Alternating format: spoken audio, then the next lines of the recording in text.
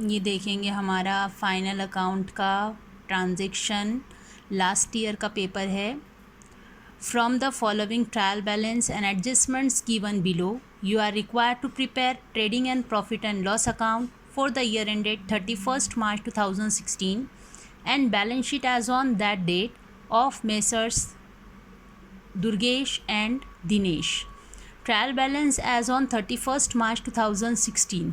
हमको trial balance दिया हुआ है 31 मार्च 2016 का, और ट्रायल बैलेंस के बेस पर हमको प्रिपेयर करना है हमारा फाइनल अकाउंट। लेकिन फाइनल अकाउंट प्रिपेयर करने के पहले हमको एडजस्टमेंट्स टिक आउट करना रहती है, और एडजस्टमेंट्स जो कि मेंशन होती है हमारे ट्रायल बैलेंस के बाद।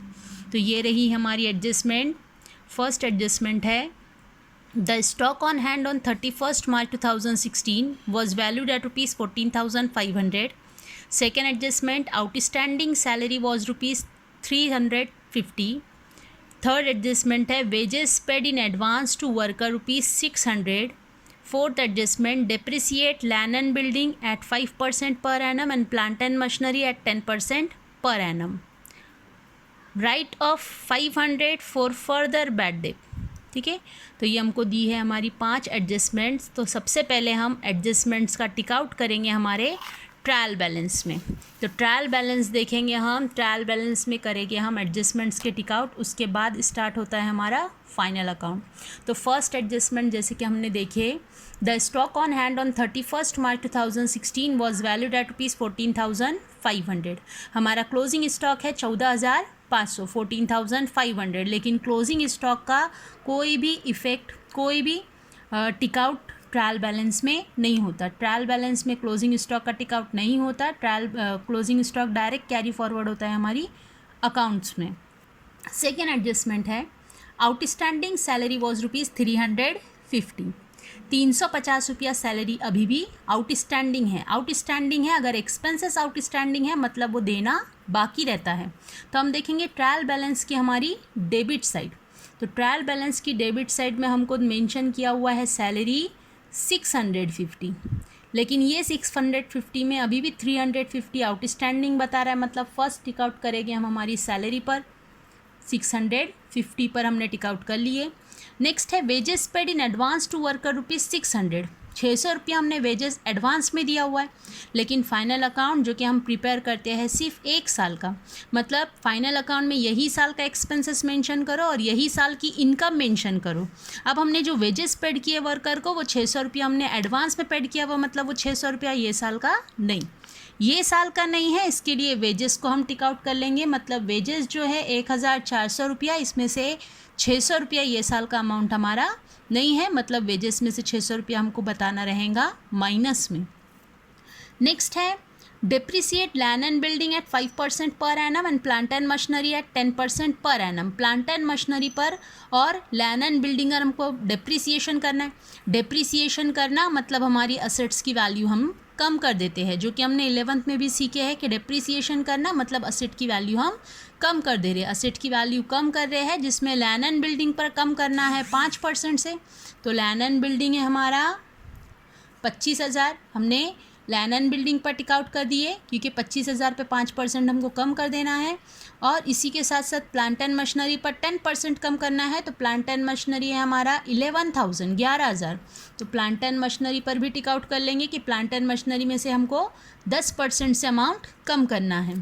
लास्ट एडजस्टमेंट है हमारी right of rupees 500 for further bad debt. हमको 500 रुपया और बैड डेट बताना है। बैड डेट बताना है तो बैड डेट मतलब ये होता है हमारा एक्चुअल लॉस, कि हमारा जो डेटर्स है, हमारे जो कस्टमर है, हमारे कस्टमर ने हमको बताया कि हमको 500 रुपया वो और नहीं देने वाला, मतलब जो मिलने वाला था, तो मिलने वाला था हमको हमारे कस्टमर से 12,500। डेटर्स मीन्स होते हैं हमारे कस्टमर। 12,500 जिसमें से हमको मेंशन किया कि बैड डेट हो गया, बैड डेट हो गया 500 रुपया, मतलब ये 500 रुपया हमको अब मिलेगा नहीं, मिलेगा नहीं। इसके लिए हमने सन्डी डेटर्स पर टिक आउट किए कि 12,500 में अब हमको 500 रुपया नहीं मिलने वाला, मतलब डेटर्स में से हो जाएगा 500 रुपया माइनस। अगर आरडीडी बैड डेट की कोई भी एडजस्टमेंट है तो उसका इफेक्ट हमेशा सन्ड्री डेटर्स पर होता है। बैड डेट है भी अगर तो उस पर टिक आउट नहीं आता है, उसका डेटर्स पर ही टिक आउट होगा और डेटर्स में से ही इफेक्ट होगा। डेटर्स में से इफेक्ट कर सेकेंड इफेक्ट फिर तुम बैड डेट में बता सकते हो। ठीक है, ठीक है। अभी हम स्टार्ट करेंगे हमारा ट्रांजैक्शन जिसका सॉल्यूशन। तो ट्रांजैक्शन मैंने आपको पहले बता चुकी हूँ, वही ट्रांजैक्शन के बेस पर हम सॉल्व करेंगे हमारा ट्रांजैक्शन, जिसमें प्रिपेयर होगा हमारा ट्रेडिंग अकाउंट। तो ट्रेडिंग अकाउंट में हम सबसे पहले मेंशन करेंगे in the books of Durgesh and Dinesh, trading account for the year ended 31 मार्च 2016। फिर ट्रेडिंग अकाउंट इसके पहले मैंने एक्सप्लेनेशन में मेंशन की हूँ कि ट्रेडिंग अकाउंट में तुम ये 4 चीज़ें लिख कर रख दो। इसके बाद हमने प्रिपेयर किए profit and loss account for the year ended 31 मार्च 2016। उसमें भी डेबिट साइड में ये तुम्हारे ऊपर है, प्रिपेयर करना है, फॉर्मेट में प्रिपेयर करो। डायरेक्ट मेंशन कर रहे होंगे तो डायरेक्ट भी मेंशन कर सकते हैं। मैंने यहाँ पर मेंशन की bad debt plus new bad debt plus new RDD minus old RDD. और नेक्स्ट हमने प्रिपेयर की है हमारी बैलेंस शीट एज ऑन 31 मार्च 2016। और बैलेंस शीट को डेबिट क्रेडिट मेंशन नहीं होता। ये है हमारी liability side, amount, asset, amount. ठीक है, तो जो भी हमारी असेट्स वगैरह है, लायबिलिटीज़ वगैरह ट्रांसफ़र होंगी हमारी बैलेंस शीट में। जो भी हमारा डायरेक्ट एक्सपेंसेस और डायरेक्ट इनकम है ट्रांसफ़र होगा ट्रेडिंग में। और जो भी हमारी इनडायरेक्ट इनकम और इनडायरेक्ट एक्सपेंसेस है ट्रांसफ़र होगा प्रॉफिट एंड लॉस में। ठीक है, तो फर्स्ट हम देखेंगे हमारा ट्रायल बैलेंस। हमने एडजस्टमेंट आउट कर चुके हैं। ठीक है, अब फर्स्ट हम देखेंगे ट्रायल बैलेंस में फर्स्ट आइटम है हमारा ओपनिंग स्टॉक 9,000 रुपये। तो ओपनिंग स्टॉक मतलब स्टार्टिंग में हमारे गोडाउन में जो भी गुड्स अवेलेबल होता है वो रहता है हमारा ओपनिंग स्टॉक, जो कि मेंशन होता है हमारे ट्रेडिंग अकाउंट की डेबिट साइड ओपनिंग स्टॉक। तो ओपनिंग स्टॉक की अमाउंट हम लिख कर रखेंगे उसी के सामने 9,000।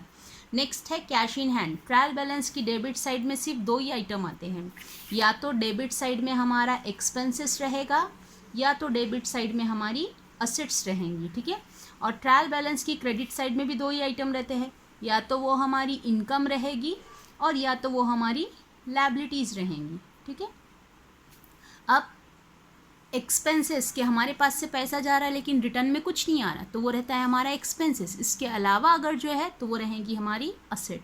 सेम ऐसे ही क्रेडिट साइड में हमारे पास पैसा आ रहा है लेकिन रिटर्न में कुछ नहीं जा रहा, तो वो हमारी इनकम, और ऐसी चीज़ छोड़कर जो भी बच जाता है वो रहेंगी हमारी लायबिलिटी। तो फर्स्ट हमने देखी ओपनिंग स्टॉक, सेकेंड है cash in hand. Cash in hand है 1,200 रुपया कैश इन हैंड है, मतलब हमारे पास हमारा खुद का अवेलेबल अमाउंट। तो अमाउंट हमारा है, हम बताएंगे हमारी असेट साइड। असेट साइड में हम बताएंगे कैश इन हैंड, एडजस्टमेंट नहीं है, डायरेक्ट अमाउंट बताएंगे 1,200। नेक्स्ट है डिस्काउंट अलाउड है हमारा 450, मतलब हमने डिस्काउंट दिए, हम डिस्काउंट दे रहे तो हो रहा है हमारा एक्सपेंसेस, और एक्सपेंसेस हम मेंशन करेंगे प्रॉफिट एंड लॉस अकाउंट की डेबिट साइड, क्योंकि ये हमारा इनडायरेक्ट एक्सपेंसेस है।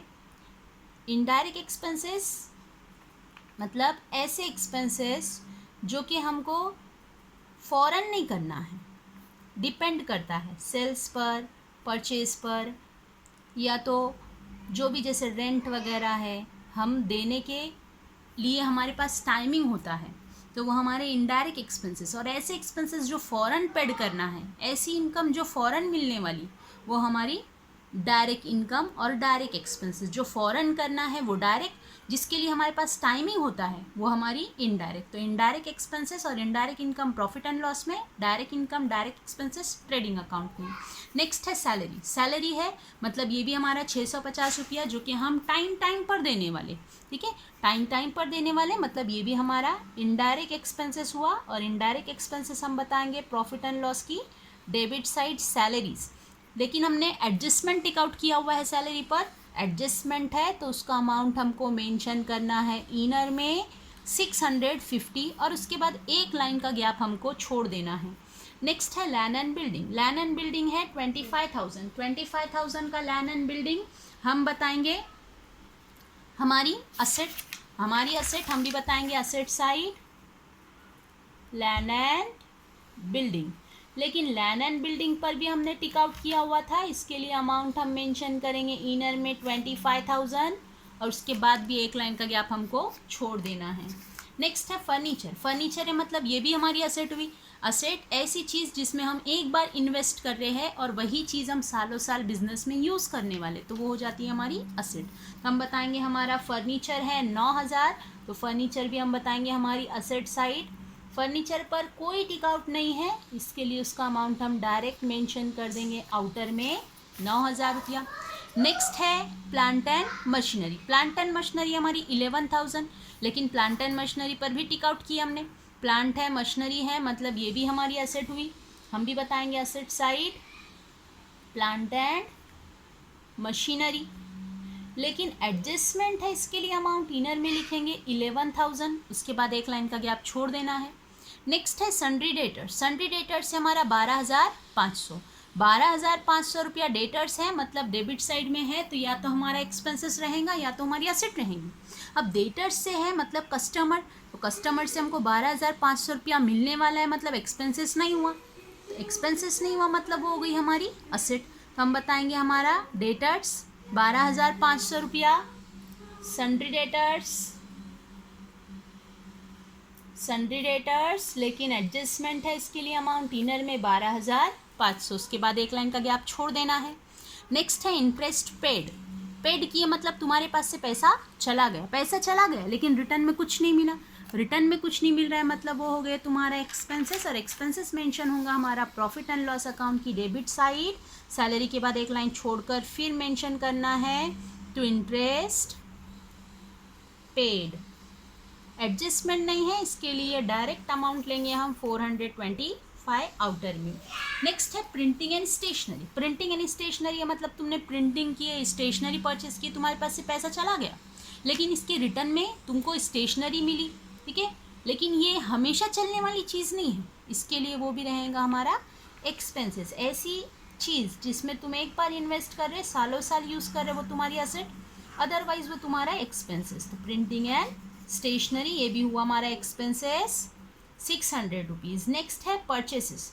देखो यहाँ पर मैंने परचेसेस पर एक बात रिकॉर्ड करना बताना रह गया कि परचेसेस है और सेल्स है, तो हमको कभी भी देखना है ट्रायल बैलेंस में कि परचेस रिटर्न और सेल्स रिटर्न है क्या।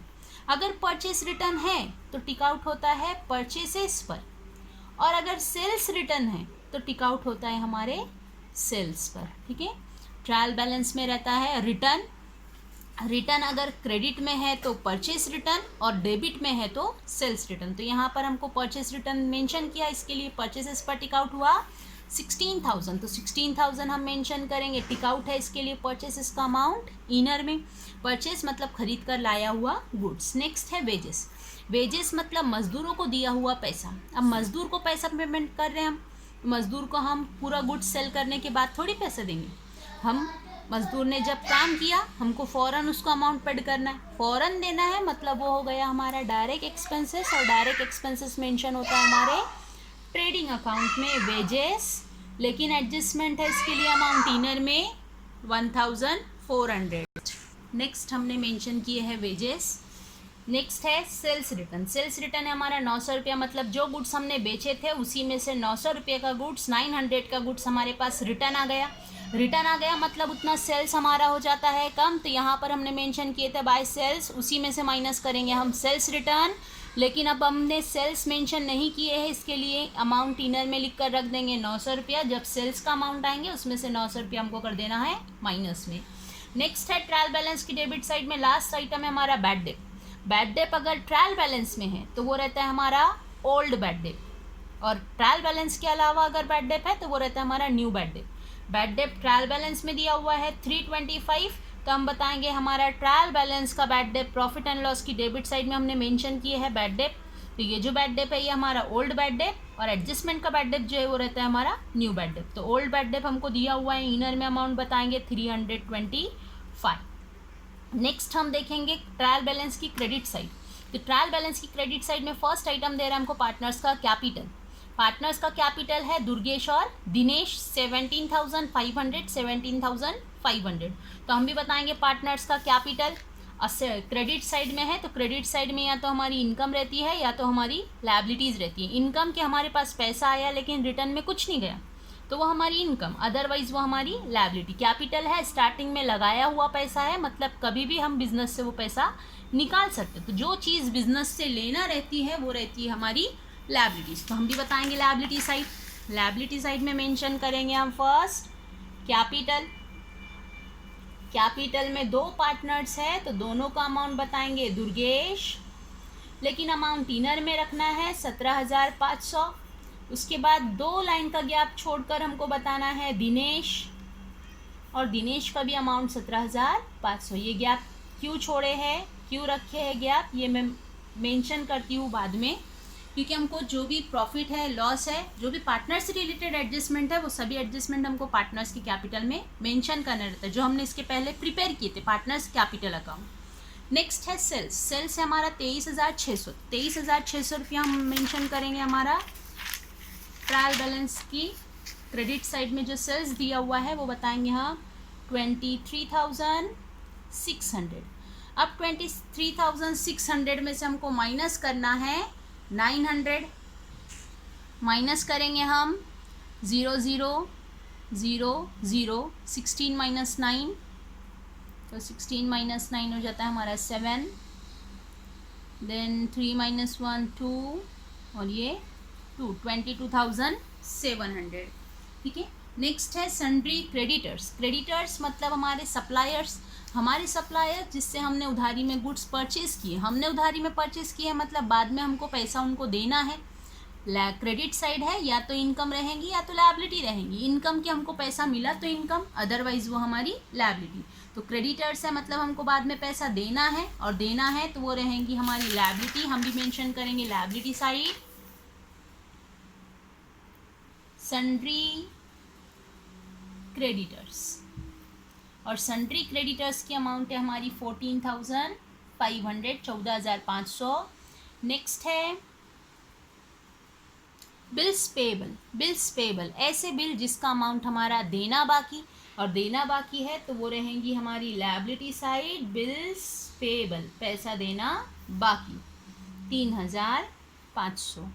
बैंक लोन, बैंक से हमने लोन लिया हुआ है 10,000 का। अब बैंक से लोन लिया मतलब वापस से हमको बैंक को रिटर्न लोन देना रहेगा, मतलब देना है, तो ये भी हमारी लायबिलिटी बैंक लोन 10,000। नेक्स्ट है डिस्काउंट रिसीव्ड। डिस्काउंट रिसीव्ड मतलब तुमको डिस्काउंट मिला, और डिस्काउंट मिलना ये होंगी हमारी इनकम, और इनकम हम बताएंगे प्रॉफिट एंड लॉस अकाउंट की credit side by discount received, और डिस्काउंट रिसीव्ड हुआ है 750 रुपया। नेक्स्ट है परचेस रिटर्न। परचेस रिटर्न है तो परचेस रिटर्न हम बताएंगे परचेसेस में से लेस 1,100 माइनस करेंगे हम 16,000 से, तो 16,000 में से माइनस करने के बाद अमाउंट रह जाता है हमारा 14,900, 14,900। ये हो गया हमारा ट्रायल बैलेंस की पोस्टिंग। अब ट्रायल बैलेंस की पोस्टिंग के बाद हम लाइन से देखेंगे हमारी एडजस्टमेंट। एडजस्टमेंट जो एंट्रीज ट्रायल बैलेंस के टाइम पर रिकॉर्ड करना रह जाता है वो हमको मेंशन करते हैं हमको हमारी एडजस्टमेंट में। फर्स्ट एडजस्टमेंट है closing stock on hand on 31 March 2016 was valued at ₹14,500। हमारे पास क्लोजिंग के टाइम पर मतलब 31 मार्च 2016 के टाइम पर गुड्स अवेलेबल था 14,500 का। तो हम भी बताएंगे ट्रेडिंग अकाउंट की क्रेडिट साइड कि हमारे गोडाउन में अवेलेबल गुड्स, ये हमेशा ट्रेडिंग अकाउंट की क्रेडिट में ही आएगा। Closing stock 14,500। कोई भी क्लोजिंग स्टॉक का इफेक्ट है तो फर्स्ट इफेक्ट हमेशा होगा ट्रेडिंग अकाउंट की क्रेडिट साइड, और सेकेंड इफेक्ट हमेशा होगा कि क्लोजिंग स्टॉक है मतलब हमारा बचा हुआ गुड्स, और हमारा बचा हुआ गुड्स है तो वो रहेंगी हमारी असेट। जब भी हम बेचेंगे तब हमको पैसा मिलने वाला है। क्लोजिंग स्टॉक 14,500, ये हो गई हमारी फर्स्ट एडजस्टमेंट की पोस्टिंग। सेकेंड एडजस्टमेंट है आउटस्टैंडिंग सैलरी वॉज ₹350। 350 रुपया सैलरी हमारी आउटस्टैंडिंग है। आउटस्टैंडिंग है मतलब अब तक के सैलरी जो कि हमने पेड नहीं किए। हमने पेड नहीं किए तो हमने पेड किए थे अब तक के 650 रुपया, लेकिन अभी भी ये 650 में 350 अभी भी देना बाकी है। देना बाकी है मतलब हमारा यही साल का एक्सपेंसेस है जो अब तक ये पेड नहीं हुआ। तो हम बताएंगे सैलरी में ऐड आउटस्टैंडिंग। आउटस्टैंडिंग है 350, इससे आउटर में अमाउंट चला जाएगा हमारा 5 + 5 10, 6 + 3 9 + 1 1000। सैलरी में आउटस्टैंडिंग, ये हुआ हमारा फर्स्ट इफेक्ट। ट्रायल बैलेंस का होता है एक इफेक्ट और एडजस्टमेंट के होते हैं दो इफेक्ट। एडजस्टमेंट के दो इफेक्ट, जिसमें से फर्स्ट इफेक्ट हमने किए सैलरी में ऐड आउटस्टैंडिंग, सेकेंड इफेक्ट हमारा जाएगा सैलरी में ऐड आउटस्टैंडिंग। तो सेकेंड इफेक्ट अभी भी ये 350 रुपया हमने पेड नहीं किए, मतलब अभी भी हमारा देना बाकी है। मतलब हम बताएंगे हमारी लायबिलिटी साइड आउटस्टैंडिंग सैलरी, जितनी आउटस्टैंडिंग है सिर्फ उतना ही मेंशन करेंगे। आउटस्टैंडिंग थी हमारी 350, हमने उतना ही मेंशन किए। नेक्स्ट है wages paid in advance to worker ₹600, 600 रुपया हमने वर्कर को एडवांस में पेड किए। एडवांस में पेड किए मतलब ये साल का एक्सपेंसेस नहीं था, ये साल का एक्सपेंसेस नहीं था, तो ये साल के अकाउंट में उसको मेंशन भी नहीं करना था। तो हम बताएंगे वेजेस में से लेस प्रीपेड 600, मतलब ये साल का एक्चुअल अमाउंट हमारा सिर्फ था 800। ठीक है, फर्स्ट इफेक्ट हमने बताया वेजेस में से लेस प्रीपेड, और सेकेंड इफेक्ट एडवांस में पेड किया हुआ पैसा है, मतलब नेक्स्ट ईयर तक के वो रहेंगी हमारी असेट साइड प्रीपेड वेजेस, मतलब ये साल का खर्च नहीं हुआ, तो ये साल का खर्च नहीं हुआ, मतलब नेक्स्ट ईयर तक के वो रहेंगी हमारी असेट। नेक्स्ट है depreciate land and building at 5% per annum, land and building पर 5% से डेप्रिसिएशन। तो लैंड एंड बिल्डिंग है हमारा 25,000, लैंड एंड बिल्डिंग हमारा लैंड एंड बिल्डिंग पर डेप्रिसिएशन, तो लैंड एंड बिल्डिंग के अमाउंट है 25,000, और 25,000 पर हमको 5% से डेप्रिसिएशन करना है, मतलब उसकी अमाउंट कम कर देना है। तो 0 0 कैंसिल कर 500, 5 5 ज़ा 25, 25 का 5 टू कैरी किए, 5 2 ज़ा 10 + 2, ठीक है, 5 0 0, 5 5 ज़ा 25, 25 का 5 टू कैरी किए, 5 2 ज़ा 10, 10 + 2 12, मतलब 1250 हो गया हमारा 5% से डेप्रिसिएशन। डेप्रिसिएशन करने के बाद हमारी एक्चुअल अमाउंट आती है 23,750। तो हम बताएंगे प्लांट एंड मशीनरी में से लेस डेप्रिसिएशन, और डेप्रिसिएशन 1250, ऐसे आउटर में अमाउंट 23,750। ये वो हमारा फर्स्ट इफेक्ट। और सेकेंड इफेक्ट असेट्स की वैल्यू कम हो रही है, मतलब हमारा एक्सपेंसेस, और एक्सपेंसेस ट्रांसफर होता है प्रॉफिट एंड लॉस अकाउंट की debit side to depreciation on land and building. Land and building पर डेप्रिसिएशन हुआ हमारा 1250। उसी के साथ साथ प्लांट एंड मशीनरी पर भी डेप्रिसिएशन करना है 10% से। तो प्लांट एंड मशीनरी की वैल्यू है हमारी 11,000, तो प्लांट एंड मशीनरी 11,000 पर 10% से डेप्रिसिएशन, तो ये 0 0 कैंसिल, ये 0 0 कैंसिल, मतलब 11,000 पर 1100 हो गया हमारा डेप्रिसिएशन। 1100 माइनस करने के बाद हमारा अमाउंट आता है 9,900। तो हम बताएंगे डेप्रिसिएशन प्लांट एंड मशीनरी में से लेस डेप्रिसिएशन 1,100, ऐसे आउटर में अमाउंट 9,900। और सेकेंड इफेक्ट हमारा depreciation plant and machinery assets पर डेप्रिसिएशन प्रॉफिट एंड लॉस की डेबिट साइड 1,100। और लास्ट एडजस्टमेंट है right of 500 for further bad debt. और हमको 500 रुपया बैड डेट हुआ, और 500 रुपया बैड डेट हुआ, मतलब 500 रुपये से हम बताएंगे हमारा बैलेंस शीट में कि हमको हमारे डेटर्स से मिलने वाला था 12,500, लेकिन अब ये 12,500 में से हमको 500 रुपया नहीं मिलने वाला, मतलब हो गया हमारा बैड डेट 500 रुपया। ऐसे आउटर में अमाउंट आएंगी हमारी पूरी 12,000 की, 12,500 में से 500 नहीं मिलेगा, अमाउंट आउटर में 12,000। और सेकेंड इफेक्ट असेट्स की वैल्यू कम हो रही है, मतलब हमारा एक्सपेंसेस, और एक्सपेंसेस हम बताएंगे प्रॉफिट एंड लॉस की डेबिट साइड। हमने मेंशन किए हैं बैड डेट, उसी के बाद मेंशन किया हमने न्यू बैड डेट। तो न्यू बैड डेट जो कि एडजस्टमेंट में होता है 500। अब ट्रांजेक्शन हमारा कंप्लीट हुआ जिसमें न्यू आरडीडी नहीं था, न्यू आरडीडी नहीं था, इसके लिए न्यू आरडीडी में नील 325 + 500, ये हो जाता है हमारा 825। ओल्ड आरडीडी भी ट्रायल बैलेंस का आरडीडी है अगर, तो वो ओल्ड आरडीडी, और एडजस्टमेंट का आरडीडी है तो वो न्यू आरडीडी। ओल्ड आरडीडी नहीं है, इसके लिए वो भी नील, ऐसे आउटर में अमाउंट आ जाएगा हमारा 825। ये हो गया हमारा ट्रांजेक्शन कंप्लीट। इसके आगे का टैली जो है वो मैं नेक्स्ट वीडियो में अपलोड करती हूँ।